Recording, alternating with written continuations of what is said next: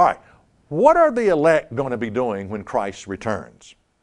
Did you know that Peter asked that very question? Peter asked Jesus that very question. What are we going to be doing once you return and gather the elect and resurrect the dead? What are we going to be doing? Well, here is Jesus' answer. Matthew 19 and verse 27 says, Then answered Peter and said unto him, Behold, we have forsaken all and followed thee. What shall we have therefore? And Jesus said unto them, Verily I say unto you, that ye which have followed me in the regeneration, when the Son of Man shall sit in the throne of his glory, ye also shall sit upon 12 thrones, judging the 12 tribes of Israel.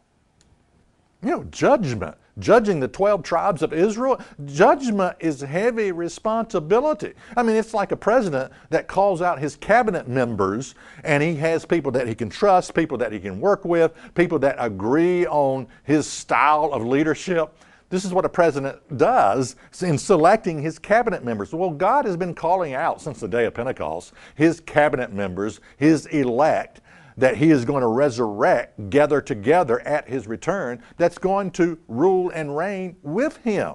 We're talking incredible responsibility. Look, this is not watching the sun roll around heaven all day long. This is not getting your fill of angel food cake. This is not 14 million lessons of harp music for all eternity. No, this is heavy responsibility here.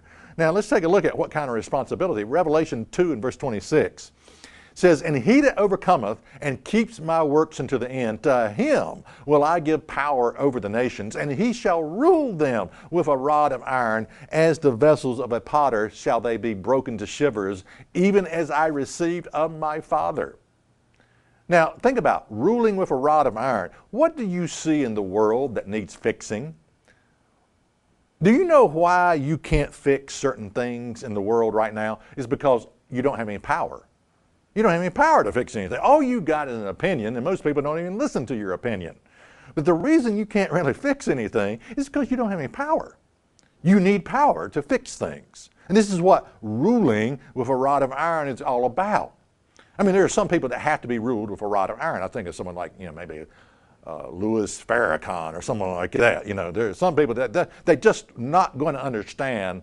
Some of the dictators that have lived and gone before us, they're not going to understand a slap on the wrist. Okay? The only thing they're going to understand is the rod of iron. Okay?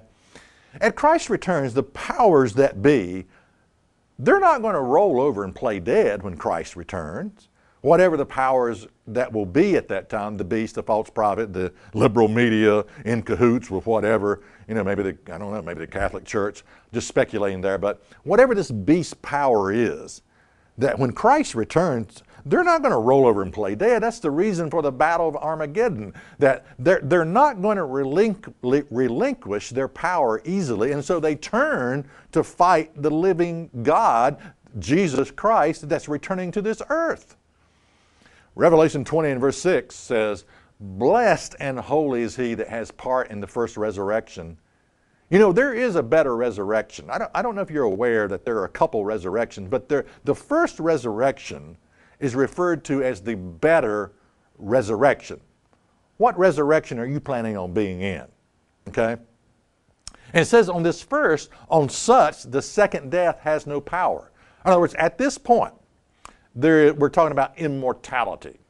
Immortality is something that we all want and seek for. We don't have it right now, but we're going to be given it at the resurrection, immortality. And it says, But they shall be priests of God and of Christ, and shall reign with him 1,000 years. Now, what's this talking about? Priest of God?